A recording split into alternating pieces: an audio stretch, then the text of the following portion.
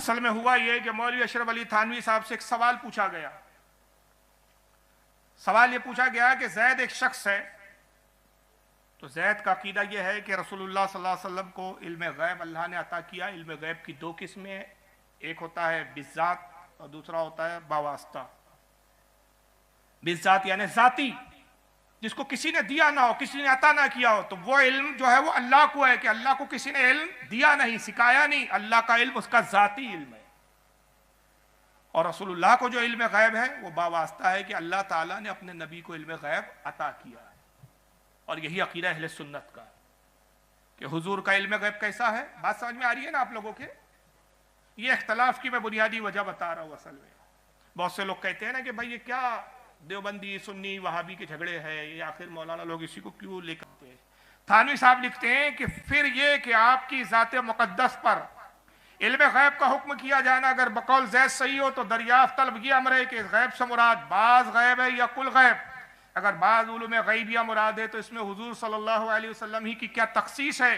ایسا علم غیب تو زید و عمر بلکہ ہر صبی و مجنون بلکہ جمیع حیوانات و باہم کے لیے بھی حاصل ہے.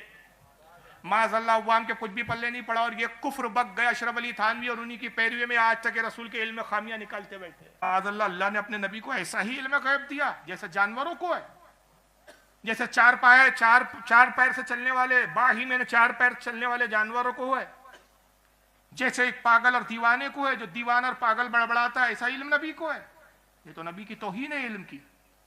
اور نبی کے علم کی توہین کے ساتھ ساتھ یہ اللہ کی بھی توہین ہے. گویا کہ معاذ اللہ آپ کہتے ہیں کہ اگر حضور کو اللہ نے یہ عطا کیا ہے، بعض ہی غیب ہے اور بعض تو عطا ہے، تو یہ معاذ اللہ اللہ نے وہی علم دیا جو ایک جانور کو دیا اتنا ہی نبی کو دیا. 13 سال اعلی حضرت فاضل بریلوی ان کو سمجھانے کی کوشش کرتے رہے، لیکن اس فرقے میں توبہ ندارت ہے. ختم اللہ علی قلوبہم کی منزل پر ہے. یہ لوگ مر جاتے لیکن ایسے اڑتے کہ توبہ نہیں کرتے آخر تک.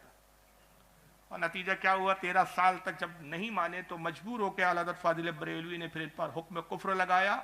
عرب کی سرزمین پر پہنچے اور علماء عرب و عجم، عرب کے اور عجم کے جو سید علماء تھے، وہاں شافعی المسلک، مالکی المسلک، حنبلی المسلک، ان علماء اور مفتیان کرام جو اس وقت کے بڑے بڑے عالم فاضل اپنے وقت کے جید عالم اور امام تھے، ان کے سامنے ان کی باتوں کو رکھا کہ دیکھو یہ رسول کے علم کے بارے میں یہ کہتے، اب کیا ان پر حکم ہے.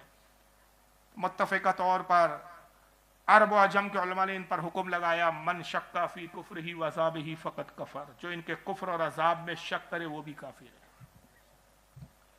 اصل میں اختلاف ان باتوں کو لے کر ہے کہ نعوذ باللہ یہ رسول اللہ کے علم کی توہین کرتے ہیں، یعنی جو ان کے عقیدے کے خلاف ہو یہ چیز کا صاف انکار کر دیتے ہیں. ثابت کچھ نہیں کرتے، یہ بس انکار. مفتی غلام مصطفیٰ صاحب بیٹھے، ان کو بھی معلوم ہے. ابھی الحمدللہ کچھ روز بعد، تقریباً 12 دن بعد وہاں جلسے میں جانا بھی ہے مجھے. اکولا سید شاہ نواز صاحب، ہمارے اہل سنت کے اکولا میں عالم ہے سید شاہ نواز صاحب، صلاۃ السلام پر مناظرہ ہو گیا ایک دیوبندی سے اکولا میں. بس ابھی مناظرہ شروع ہوا، کیسے جاہل ہوتے اندازہ لگائیے. انکار کرنے کی فطرت کیسی ہوتی ہے ان کی. یعنی اگر یہ انکار کرنے کے موڈ میں بیٹھے ہو نا، مناظرے میں ان کے ابا کو لاؤ، آپ کے ابا ہے تو کہیں میں ان کو بھی نہیں مانتا، میرا باپ ہی نہیں ہے. بالکل اسی موڈ میں ہوتے ہیں یہ، اسی طرح کے اسی انداز میں بیٹھتے ہیں کہ بس انکار کرنا. تو بھائی وہ بس آیا، بس ابھی شروع ہوا مناظرہ. بھائی بچے سی ابتدائی، تو اس نے دیوبندی مولوی نے کہا کہ مولانا یہ سلام پڑھتے اس کی دلیل کیا ہے؟ تو سید شاہ نواز، مولانا سید شاہ نواز نے کہا بھائی یہ بڑی مشہور دلیل ہے، آپ کو بھی پتا ہے، ان اللہ و ملائکتہ یصلون علی النبی، بس جیسی آیت پڑھے ضعیف ہے ضعیف ہے ضعیف ہے. ابے خبیث، قرآن کی آیت ہے، حدیث نہیں ہے. یہ حالت ہوتی ہے ان لوگوں کی، ضعیف ہے وہی. ارے جناب ضعیف کیا ہے؟ قرآن ہے. تو یہ بھی نہیں معلوم کہ اس کو قرآن ہے کہ حدیث، اس کو لگا حدیث پڑھ رہے ہیں کوئی، تو پہلے اس نے ہی راگ الاپ دیا ضعیف ہے. یہ حالت ہوتی ہے. میں آپ سے ایک سنجیدگی کے ساتھ ایک سوال کرنا چاہتا ہوں. یہ جو میں بتا رہا ہوں، یا انہوں نے ہمارے کسی مولانا کی بے ادبی کر دی، توہین کی، کہ ہم اپنے مولوی کے لیے لڑ رہے ہیں کہ بھائی آپ نے ہمارے مولانا کو جاہل بولا، ہمارے مولانا کی توہین کی آپ نے. بھائی کس کے بارے میں کہا دیوار کے پیچھے کا علم نہیں، پیٹھ کے پیچھے کا علم نہیں؟ بولیے کس کے بارے میں کہا؟ یہ رسول اللہ کے بارے میں. تو اہل سنت کون ہے جو اپنے نبی کی عظمت کے لیے لڑ رہے ہیں؟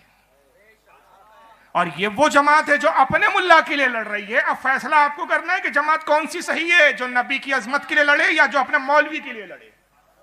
فیصلہ آپ کو کرنا.